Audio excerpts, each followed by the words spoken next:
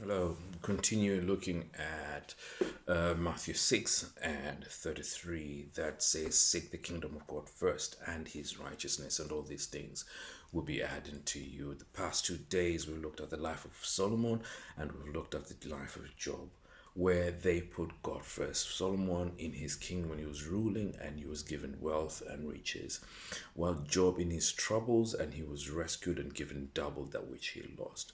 What I want to emphasize today is let's not follow God because we want something from him. Let's not follow God because we want riches. Let's not follow God because we see that we are in trouble, we're sick, and we want healing. Yes, God is merciful, he is kind, and he will rescue us. But but let that not be our motive of following God. He knows what's in our hearts and we cannot lie to Him. So if you're coming to God, if you're seeking God first, let it be you're seeking God first because you want you want God, not because you want something from Him. I want you to remind you what Jesus said to these three people in Luke chapter 9, who he invited and they came to him to follow him. He knew their motives and he challenged them. If you look at Luke 9 from verse 57, those one guy who came to Jesus and says, look, God, Jesus, I want to follow you. But Jesus told us, answered him in verse 58, it says, foxes have dens to live in, birds have nests, but the Son of Man has no place even to lay his head.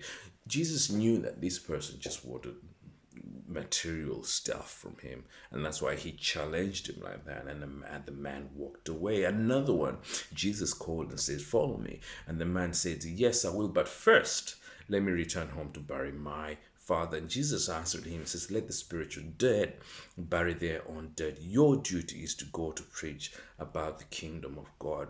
He was challenging him about his obligations.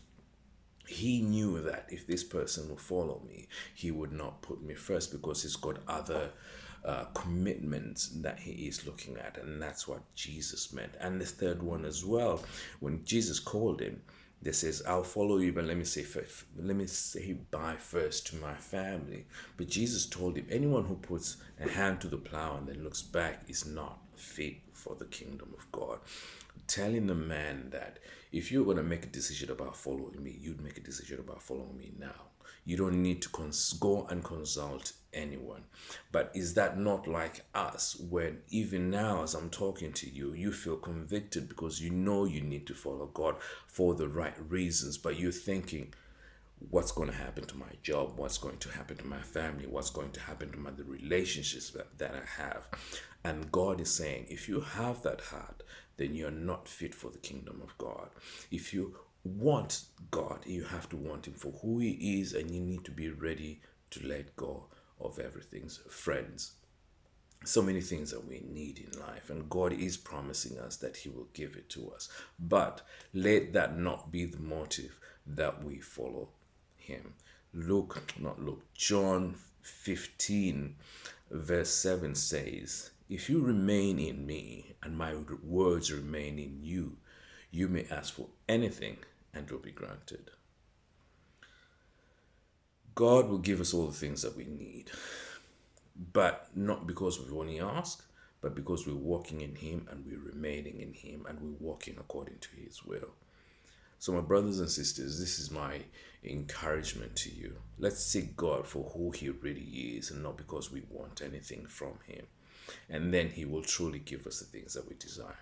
God bless you.